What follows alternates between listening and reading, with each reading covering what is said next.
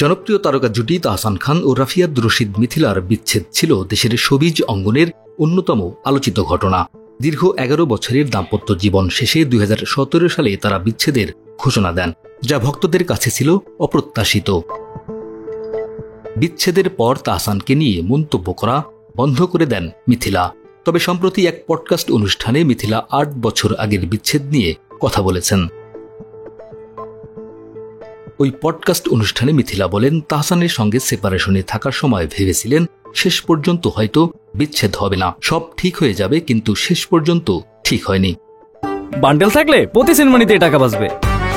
বিকাশ send money bundle কিনে জিতুন প্রতি লেনদেনে। মিথিলা আরো বলেন, যে কোনো বিচ্ছেদ বা যে কোনো সম্পর্ক ভেঙে যাওয়া সহজ না, খুবই কঠিন। বন্ধু বা এটা যে কোনো ক্ষেত্রে হতে পারে। আমি ছিলাম তখন অনেক অল্প বয়সী এবং তরুণী মা।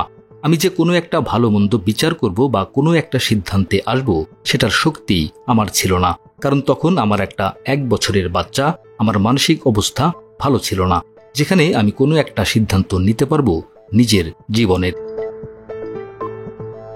তাহসান ও মিথিলার সম্পর্ক বিশ্ববিদ্যালয় জীবন থেকে শুরু হয়েছিল এবং ২০০৬ সালের ৩ আগস্ট তারা বিবাহ বন্ধনে আবদ্ধ হন।